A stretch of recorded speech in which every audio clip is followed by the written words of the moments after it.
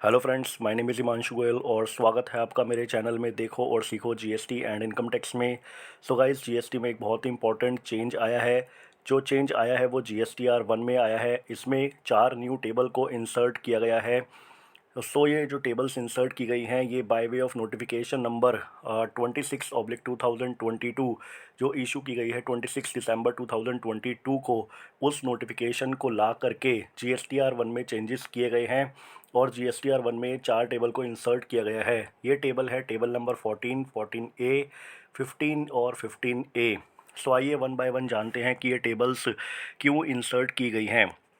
सबसे पहले table number 14 जो है वो बोलती है कि details of supplies made through e commerce operators on which e commerce operators are liable to collect tax under section 52 of the act और liable to pay tax under section 9 sub clause 5।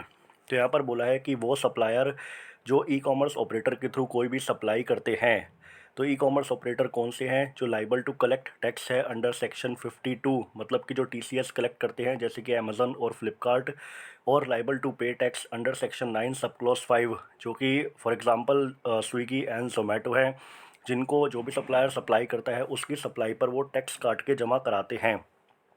तो यहाँ पर अगर कोई भी supplier कोई भी supply करता है थ्रू ई कॉमर्स ऑपरेटर और वो ई कॉमर्स ऑपरेटर आपके कवर होने चाहिए सेक्शन 52 में या फिर सेक्शन 9 सब क्लॉज 5 में, तो जो सप्लायर इनके थ्रू करते हैं इन ई कॉमर्स के थ्रू, तो उनको वहाँ पर जो भी सप्लाई करेंगे वो जीएसटीआर 1 के टेबल नंबर 14 में डालना है। तो टेबल 14 में सप्लायर को डिटेल्स डालनी है।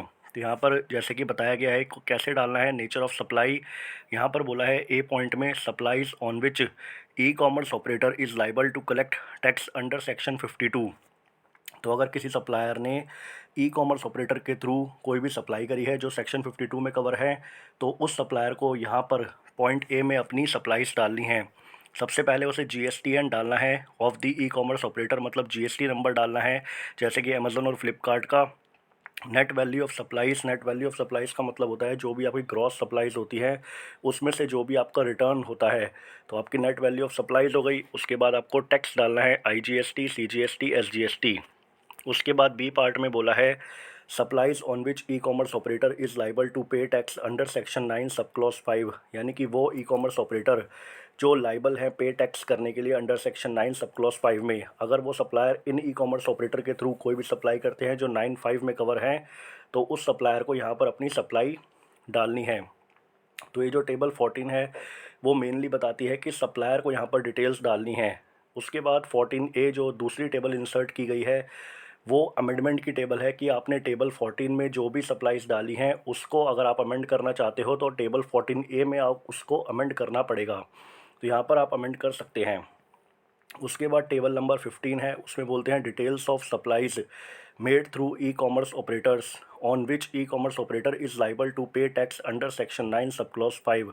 तो यहाँ पर जो ई कॉमर्स ऑपरेटर की बात हो रही है वो सेक्शन 9 सब क्लॉज 5 में जो कवर है उनकी बात हो रही है, सेक्शन 52 वाले ई कॉमर्स ऑपरेटर की बात नहीं हो रही है।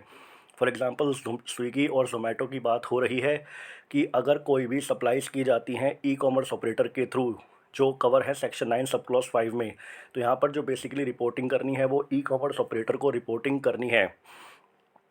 तो यहाँ पर जो ई कॉमर्स ऑपरेटर को रिपोर्टिंग करनी है, यहाँ पर सबसे पहले टाइप ऑफ सप्लायर, रजिस्टर्ड या अनरजिस्टर्ड। जो सप्लायर सप्लाई कर रहा है ई कॉमर्स ऑपरेटर के थ्रू, तो ई कॉमर्स ऑपरेटर को उस सप्लायर का यहाँ पर डिटेल डालना है। टाइप ऑफ रिसिपिएंट, मतलब ई कॉमर्स ऑपरेटर के थ्रू जो भी थर्ड पार्टी को कोई भी सप्लाई की गई है, जैसे जो भी कस्टमर्स होते हैं उनको जो भी सप्लाई की गई है तो उसकी डिटेल यहाँ पर डालनी है। अब जो रिसिपिएंट है वो आपका रजिस्टर्ड होगा या फिर अनरजिस्टर्ड होगा, उसका जीएसटी ऑफ सप्लायर यानी कि सप्लायर का जीएसटीएन डालना है, रिसिपिएंट का जीएसटी नंबर डालना है, document number, document date, rate, और यहाँ पर उसकी फिगर्स एंटर कर देनी है।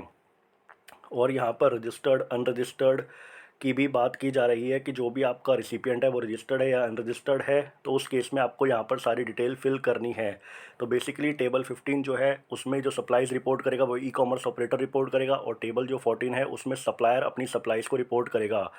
तो टेबल 15 इसलिए लेकर के आए हैं क्रॉस वेरिफिकेशन के लिए कि जो डिटेल्स आपने टेबल 14 में डाली हैं, जो भी ई कॉमर्स ऑपरेटर के थ्रू सप्लाई हुई हैं सेक्शन 9 सब क्लॉज 5 में, उसको क्रॉस वेरिफिकेशन करने के लिए टेबल 15 से। सो गाइस, इसी के साथ मैं अपनी वीडियो क्लोज करना चाहूँगा। अगर आपको मेरी वीडियो अच्छी लगे तो लाइक एंड शेयर जरूर करें। Thank you guys, thank you for watching this.